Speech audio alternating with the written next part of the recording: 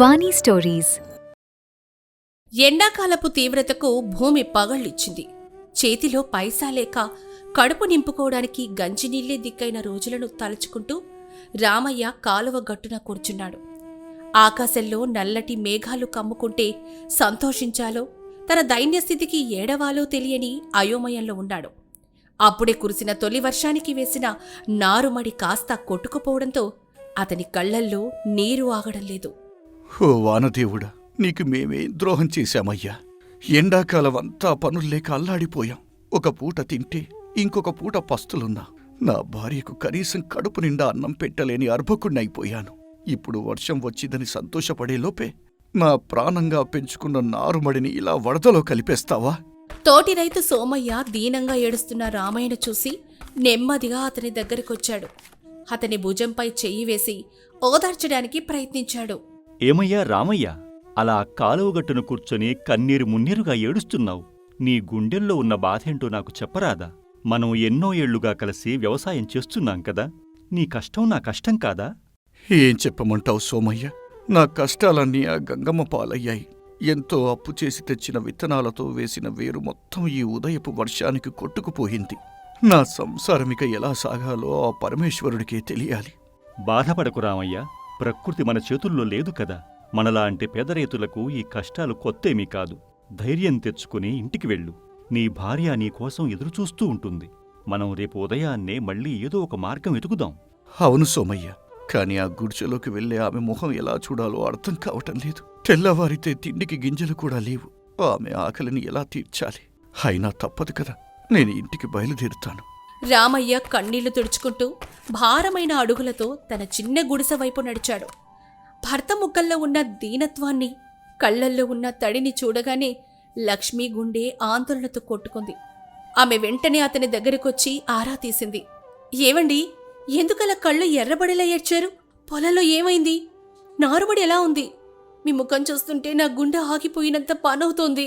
లక్ష్మీ, మన బతుకుల్లో ఆ దేవుడు సంతోషాన్ని రాసిపెట్టలేదే. మనం ఎంతో ఆశగా పోసిన నారుమడి మొత్తం ఉదయం కురిసిన కుండపోత వర్షానికి కొట్టుకుపోయింది. మన శ్రమంతా బూడిదలో పోసిన పన్నీరయ్యింది లక్ష్మి. ఇప్పుడు మనకు మిగిలింది కేవలం ఈ కన్నీళ్లు మాత్రమే. అయ్యో, ఎంత ఘోరం జరిగిపోయింది. కానీ మీరిలా ఆధారపడితే ఎలాగండి? ప్రాణాలుంటే ఎలాగోలా బ్రతకొచ్చు. మీరు కన్నీళ్ళాపండి. కష్టాలు మనల్ని తాత్కాలికంగా కుంగదీసినా మన శ్రమను ఎవరూ దొంగలించలేరు కదా. ఎలా ఆపమంటావు లక్ష్మి? తిండికి గింజలు లేవు, చేతిలో చిల్లి గవ్వా లేదు. నీకు కనీసం కడుపు నిండా అన్నం కూడా పెట్టలేకపోతున్నాను. నా జన్మ ఎందుకో దండగనిపిస్తోంది. ఒక భర్తగా నేను పూర్తిగా విఫలమయ్యానే. అలా మాట్లాడకండి. కష్టాలు శాశ్వతం కావు. ఈరోజు కాకపోతే రేపైనా మనకు మంచి రోజులొస్తాయి. మనం మళ్ళీ ప్రయత్నిద్దాం. వానదేవుడు మనల్ని పూర్తిగా ముంచడు. మీ ఆరోగ్యం బాగుంటే చాలండి. మనం మళ్ళీ కష్టపడి పైకి రావచ్చు. నీ ఓర్పు, నీ ధైర్యమే నన్ను ఇంకా బతికిస్తున్నాయి లక్ష్మి. లేదంటే ఈ పాటికి నేను ఏ కాలువలో దూకి ప్రాణాలు విడిచేవాడిని. నీలాంటి ఇల్లాలు నా పక్కన ఉండటం నా పూర్వజన్మ సుకృతం. అలాంటి పిచ్చి పనులు చేయకండి.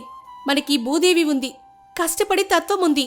మనం మళ్ళీ తలెత్తుకొని నిలబడతాం, సరేనా? రేపటి నుంచి కొత్తగా పనులు ప్రారంభిద్దాం. ఆ రోజు రాత్రి వాతావరణం మరింత బీభత్సంగా మారింది. ఆకాశానికి చిల్లు పడిందా అన్నట్లుగా విపరీతమైన వర్షం కురవసాగింది.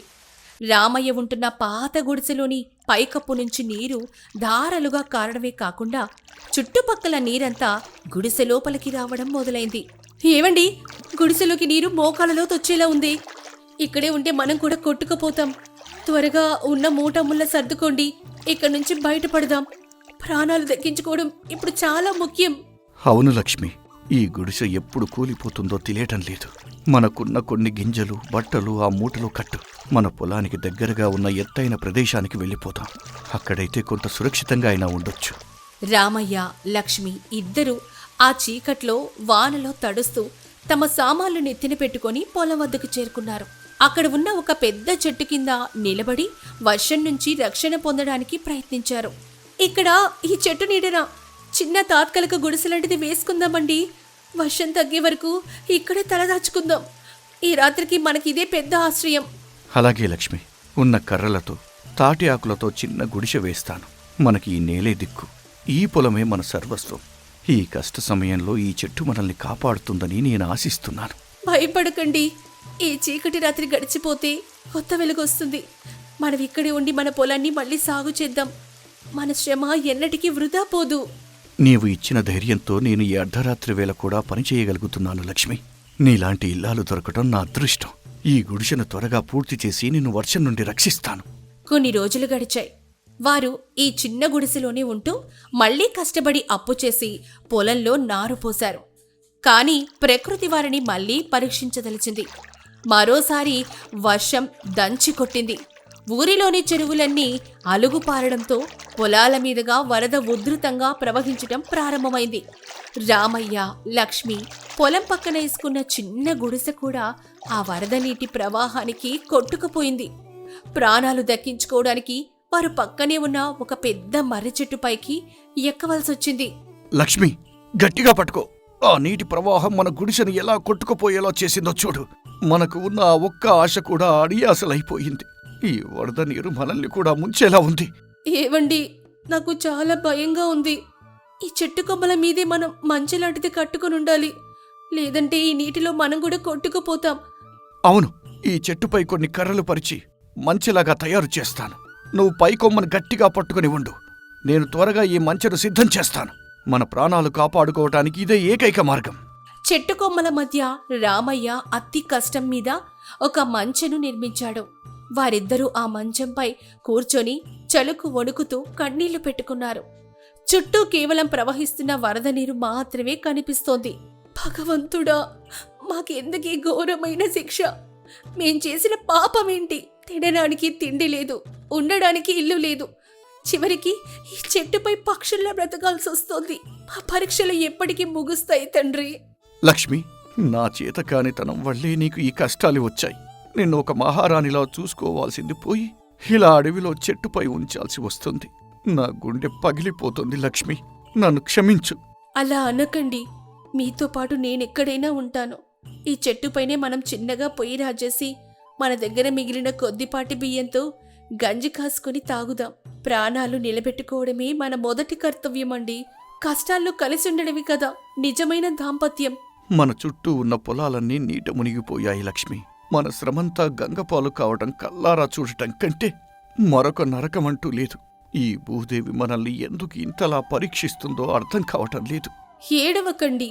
కన్నీళ్లు మన కడుపు నింపవు. ఈ అవకాశం మనకు పైకప్పు. ఈ చెట్టు మనకు ఆశ్రయం. మనం ఎలాగైనా బ్రతికి తీరాలి. ఈ వరదలు తగ్గిన తర్వాత మళ్లీ కొత్తగా ఆ చెట్టు మంచిపైనే వారు కొన్ని రోజులు నివసించాల్సొచ్చింది. ఆకలితో అలమటిస్తూ చలిగాలులకు వణుకుతూ కాలం వెళ్లదీశారు. ఒకరోజు ఆ దారిలో ఒక పడవ సహాయంతో వెళ్తున్న ఊరి పెద్ద ఆవిడ, ముసలమ్మ, సంగమ్మ వారిని చూసి ఆశ్చర్యపోయింది. ఒరే రావయ్య, ఏంట్రా ఇది? మీ ఇద్దరి చెట్టు మంచిపైన ఎందుకుంటున్నారు? ఊరిలోకి రావచ్చు కదా. ఈ వరదల్లో ఇలా చెట్టుపై ఉండడం చాలా ప్రమాదకరం కదరా. అవ్వా, మా గుడిసె కొట్టుకుపోయింది. పొలం మొత్తం నీట మునిగింది. మాకు ఊరిలో ఉండడానికి ఇల్లు లేదు. అందుకే ఈ చెట్టునే మా ఇల్లుగా చేసుకున్నాం. ఇక్కడే ఉంటే మా పొలాన్ని కూడా కనిపెట్టుకుని ఉండవచ్చు కదా అవ్వా. అయ్యో నాయన, ఎంత కష్టం వచ్చిందిరా మీకు. కానీ ధైర్యం కోల్పోకండి. నింగికి నిచ్చెన వేసేవాడు ఆ పైవాడు. ఈ వరదలు ఎల్లకాలం ఉండవు. నీరు తగ్గిన వెంటనే మీ పొలం మళ్ళీ పచ్చగా మారుతుంది. ఆ నమ్మకమే మిమ్మల్ని బ్రతికిస్తుంది. అవునవ్వా, కానీ మాకు తినడానికి తిండి కూడా సరిగ్గా లేదు. ఈ ఆకలి మంటలు తట్టుకోలేకపోతున్నాం. మా దగ్గర ఉన్న కొద్దిపాటి బియ్యం కూడా అయిపోయాయి. ఇప్పుడు ఏం చెయ్యాలో తోచట్లేదు. నా దగ్గర ఉన్న కొన్ని రొట్టెలు, పండ్లు మీకిస్తాను. తీసుకోండి. ఏ మొసలిదాని మాట నమ్మండి. మీ కష్టాలు తీరే రోజు త్వరలోనే వస్తుంది. ఆ దేవుడు మిమ్మల్ని రక్షిస్తాడు. మీ పట్టుదలకు తగిన ప్రతిఫలం లభిస్తుంది. ధన్యవాదాలవ్వా. ఈ ఆకలి సమయంలో నువ్వు మాకు అన్నం పెట్టి దేవతలా ఆదుకున్నావు. నీ రుణం ఎలా తీర్చుకోవాలో తెలియటం లేదు. ఈ సహాయం నేను నా జీవితంలో ఎప్పటికీ మరవలేను. మీరిద్దరు క్షేమంగా ఉంటే అదే చాలు నాయనా. ప్రకృతి మనల్ని ఎంత శోధించినా మనం నిలబడి పోరాడాలి. ఈ వాన తగ్గిన తర్వాత మళ్ళీ మీ బతుకులు బాగుపడతాయి. ఆ రోజు నేను కూడా వచ్చి మీ సంతోషాన్ని చూస్తాను. నీ మాటలు మాకు కొండంత ధైర్యాన్నిచ్చాయవ్వా. నీవు చూపిన ఈ కరుణను మేము ఎప్పటికీ మరువం. ఈ ఆకలి సమయంలో నువ్విచ్చిన రొట్టెలు మాకు అమృతం లాంటివి. కొన్ని రోజుల తర్వాత వర్షాలు క్రమంగా తగ్గుముఖం పట్టాయి. వరద నీరు పూర్తిగా తగ్గిపోయింది. రామయ్య, లక్ష్మి చెట్టు దిగి తమ పొలాన్ని చూశారు. ఆశ్చర్యకరంగా వరద నీరు తెచ్చిన సారవంతమైన ఒండ్రు మట్టి వల్ల వారు వేసిన పంట మునుపెన్నడూ లేనంత పచ్చగా ఏపుగా పెరిగి కనువిందు చేస్తోంది. లక్ష్మి, చూశావా మనం పొలం ఎంత అద్భుతంగా పండిందో? ఆ వానదేవుడు మనల్ని ముంచిన చివరికి మన పంటను బంగారంగా మార్చి ఇచ్చాడు. ఈ పచ్చటి పంటను చూస్తుంటే నా కళ్లల్లో నీళ్లు తిరుగుతున్నాయి. అవునండి, నా కళ్ళల్లో ఆనంద బాష్పాలొస్తున్నాయి. మన కష్టాలన్నీ ఈ పంటతో తీరిపోతాయి. మనం పడిన శ్రమ, ఆ చెట్టుపై చేసిన ఉపవాసాలు వృధా పోలేదు. పొలం పక్కన వెళ్తున్న తోటి రైతులు రంగయ్య, సోమయ్య వారి పొలాన్ని చూసి అబ్బురపడ్డారు. ఇంత గొప్పగా పంట పండడం వారు ఆ ఊరిలో ఎప్పుడూ చూడలేదు. ఏమయ్యా రామయ్య, నీ పంట చూస్తుంటే ముచ్చటేస్తోంది. మా పొలాలన్నీ దెబ్బతిన్నా నీ పొలం మాత్రం ఇంత బాగా పండటానికి కారణమేంటో మాకు కూడా ఈ రహస్యం చెప్పరాదా? రంగయ్య, మేము పడిన కష్టాలు, ఆ చెట్టుపై చేసిన ఉపవాసాలు బహుశా ఆ దేవుడికి కనికరం కలిగించాయేమో. వరద నీరు తెచ్చిన ఒండ్రు మట్టి మా పొలానికి బలాన్నిచ్చింది. ఇది కేవలం ఆ నేలతల్లి కరుణ మాత్రమే. నిజమే రామయ్య, నీ ఓర్పుకు తగిన ప్రతిఫలం దక్కింది. మేము వరదలు రాగానే ఊరిలోకి పారిపోయాం. కాని నువ్వు మాత్రం పొలం పక్కనే ఉండి పంటను కాపాడుకున్నావు. నీ పట్టుదలే నిన్ను ఈ రోజు విజేతగా నిలబెట్టింది. అవును సోమయ్య, మనమంతా ఊరిలోకి వెళ్ళి సుఖంగా ఉన్నాం. కాని రామయ్య దంపతులు మాత్రం ప్రాణాలకు తెగించి ఇక్కడే ఉండి పంటను రక్షించుకున్నారు. వీరి కష్టం చూసైనా భగవంతుడు కరుణించాడు. వీరు నిజమైన దంపతులు. రంగయ్య, సోమయ్య, మీ అందరి ఆశీస్సుల వల్లే ఇది సాధ్యమయ్యింది. కష్టకాలం మనమంతా ఒకరికొకరు తోడుగా ఉండాలి కదా. మనమంతా కలిసిమెలిసి ఉంటేనే ఈ గ్రామానికి మంచి జరుగుతుంది. అదే సమయంలో ఆ ఊరి భూస్వామి భూపతి గారు ఒక అందమైన బండిపై ఆ దారిన వెళ్తూ రామయ్య పొలాన్ని చూసి ఆగారు. ఆ పచ్చటి పంట ఆయన్ను ఎంతో ఆకర్షించింది. రామయ్య, నీ పంట చాలా అద్భుతంగా పండిందిరా. ఈ ఏడాది ఊరిలోనే అత్యధిక పంట పండించిన రైతుగా నువ్వు నిలిచావు. నీ కష్టానికి తగిన పారితోషకం నేనే ఇస్తాను. నీలాంటి శ్రమజీవులు మా గ్రామానికి గర్వకారణం. నమస్కారమండి భూస్వామిగారు. మీ దయవల్ల మాకు ఈ పంట దక్కింది. మాకు ఉండడానికి ఒక చిన్న ఇల్లు కట్టుకోవడానికి సహాయం చేస్తే చాలండి. ఈ వరదల్లో మా పాత గుడిసె కొట్టుకుపోయింది. తప్పకుండా రామయ్య, నీలాంటి కష్టపడే రైతులకు సహాయం చేయటం నా బాధ్యత.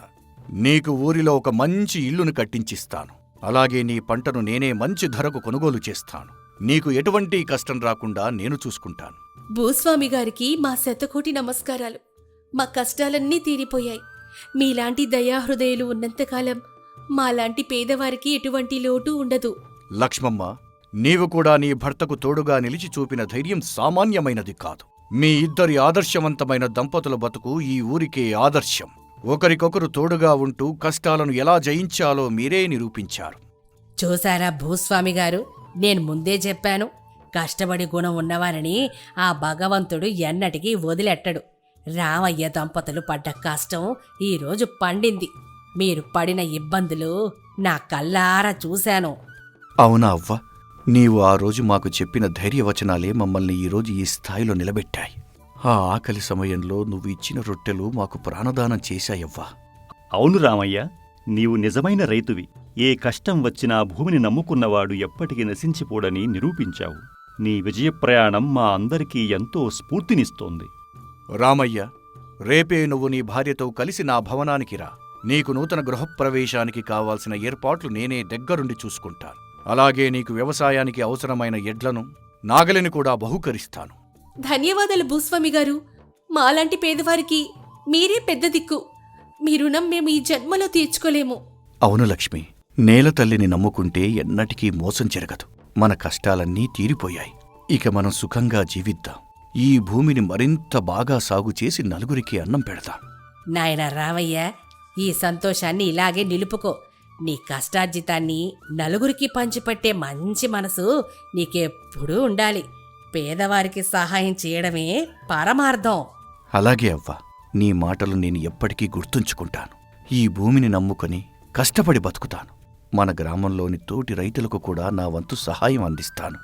భూస్వామి భూపతి గారు చెప్పినట్లే రామయ్యకు ఒక ఇల్లు కట్టించి ఇచ్చారు. ఊరి ప్రజలంతా రామయ్య దంపతుల పట్టుదలను, వారి ఓర్పును చూసి ఎంతో ప్రశంసించారు. వారు ఆ తర్వాత కాలంలో ఎంతో సంతోషంగా జీవించారు. కష్టాలు ఎంత పెద్దవైనా, ప్రకృతి మనల్ని ఎంతగా శోధించినా ధైర్యం కోల్పోకుండా కష్టపడే తత్వాన్ని నమ్ముకుంటే విజయం తప్పకుండా లభిస్తుంది. ఓర్పు పట్టుదల ఉన్నవారిని భగవంతుడు ఏదో ఒక రూపంలో తప్పక ఆదుకుంటాడు. నిరంతరం శ్రమించే గుణం ఉన్నవారికి కష్టాలెదురైనా చివరికి సంతోషకరమైన జీవితం లభిస్తుంది. బగబగా మండే ఎండాకాలం ఎట్టకేలకు ముగిసింది. 6 నెలలుగా నెర్రెలు బారిన భూమి వానదేవుడి కరుణతో చల్లబడింది. కుంభవృష్టిగా కురిసిన వానలకు సిరిపురం ఊరి చెరువు నిండు కుండలా కలకలలాడుతోంది. చెరువులో తెల్లటి బాతులు ఆనందంగా ఈతలాడుతూ ఉన్నాయి. ఆకాశం ఇంకా తెల్లటి మబ్బులతోనే కమ్ముకొని ఉంది. సన్నటి జల్లులు పడుతూనే ఉన్నాయి. రంగయ్య అని అతను చెరువు ఒడ్డున ఒక 4 కర్రలు పాతి పైన ఒక పాత నారబట్టను గూడారంగా కట్టుకొని కూర్చున్నాడు. అతని ముందు బుట్టల్లో తన తలా మెరుస్తున్న తాజా చేపలున్నాయి. వర్షం చినుకులు పడుతున్నా లెక్క చెయ్యకుండా ఆ చలికి ముడుచుకొని కూర్చొని గిరాకీ కోసం ఎదురుచూస్తూ ఉన్నాడు. రంగయ్య చలికి చేతులు రుద్దుకుంటూ చెరువు నీళ్లవైపు చూస్తూ తనలో తాను, గంగమ్మ తల్లి, ఇన్ని రోజులకు నీకు మా మీద దయ వచ్చిందమ్మా. ఈ ఎండాకాలం మా పాలిట నరకం చూపించింది. నువ్వు ఎండిపోతే మా గొంతులు కూడా ఎండిపోయాయి. వల విసిరితే పిడికెడు బురద తప్ప ఒక్క చేపపిల్ల కూడా పడలేదు. ఈ 6 నెలలు నా భార్య నేను ఆకలితో ఎంత విలవిలలాడిపోయామో నాకే తెలుసు తల్లి. రోజుకి ఒక పూట గంజి తాగి ప్రాణాలు అరచేతిలో పెట్టుకుని బతికాము. అదృష్టవశాత్తు నిన్నటి నుండి వానలు దంచికొట్టాయి.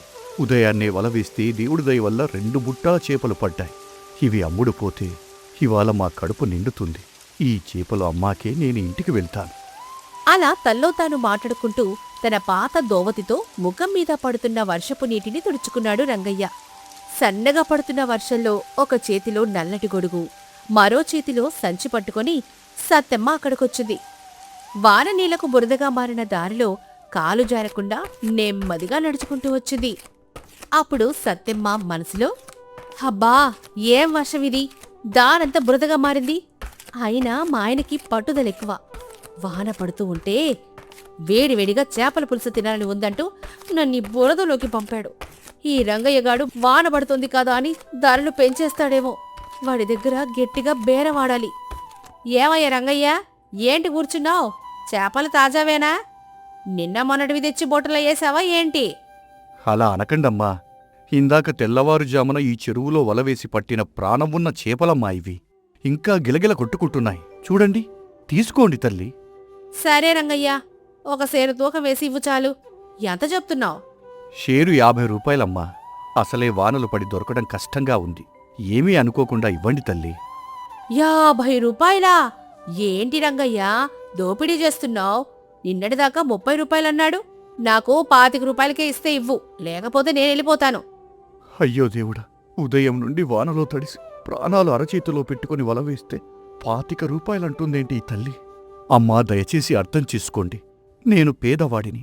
25 రూపాయలకిస్తే నాకు కష్టం కూడా మిగలదు తల్లి. పోనీ 40 రూపాయలివ్వండమ్మా, పుణ్యం ఉంటుంది తల్లి. సత్యమ్మ కాస్త ఆలోచించి, సరే ఇదిగో 35 రూపాయలిస్తాను, కట్టేయ్ అని అనింది. రంగయ్య ఇక చేసేదేమీ లేక సరేనని తలూపాడు. సత్యమ్మకు చేపలు ఇస్తూ ఉండగానే అటువైపు నుంచి వానలో తడుచుకుంటూ ఒక పేదవాడు పరిగెత్తుకుంటూ వచ్చాడు. అతని పేరు రాము. పాత బట్టలు, చిరిగిపోయిన పంచెకట్టుకుని ఉన్నాడు. అతని చేతిలో ఏకంగా ఒక 10 సేళ్ల బరువుండే ఒక అతి పెద్ద తాజా చేపుంది.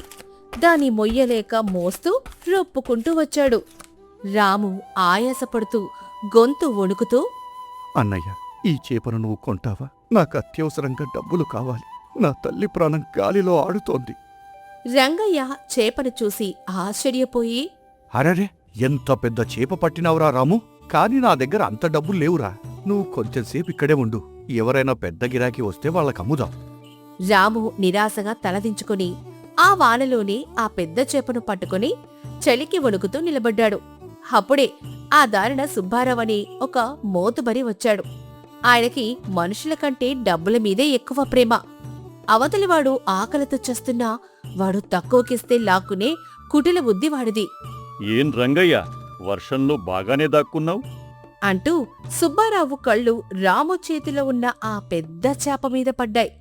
ఆ చేపను చూసి వాడి నోట్లో నీళ్లూరాయి. ఏం రాము, ఆ చేప భలే ఉందే, ఎంతరా? రాము దీనంగా చేతులు జోడించి, అయ్యా, ఇంట్లో మా అమ్మకి జ్వరం వచ్చి ప్రాణాలు పోయేలా ఉన్నాయి. మందులు కొనటానికి పైసలు లేవు స్వామి. దయచేసి ఒక 200 రూపాయలిస్తే నా తల్లి ప్రాణం కాపాడిన వాళ్ళవుతారు దొర. సుబ్బారావు మనసులో కుటిల బుద్ధి. వీడి వాలకం చూస్తుంటే చాలా అవసరంలో ఉన్నట్టున్నాడు. 200 రూపాయలా? వీడికి ఇప్పుడు 10 రూపాయలిచ్చినా తీసుకుంటాడు. వీడికి వేరే దారి లేదు. దీన్ని సగం ధరకే కొట్టేయాలి. సుబ్బారావు వెటకారంగా నవ్వుతూ, 200? ఆ వానలో అంత ధర ఎవడిస్తాడురా?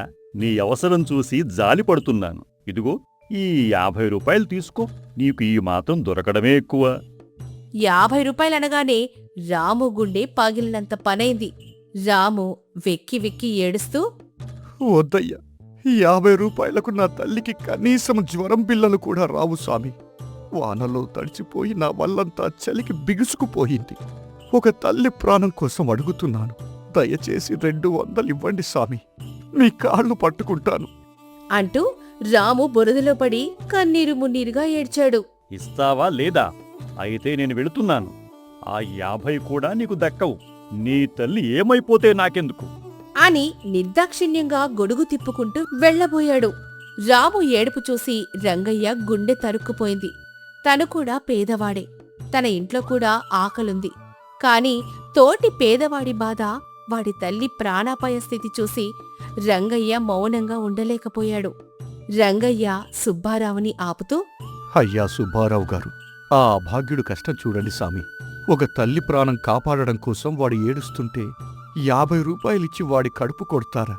మీకు డబ్బులుండొచ్చు, కాని మనుషుల కష్టం విలువ మీకు తెలియదు స్వామి.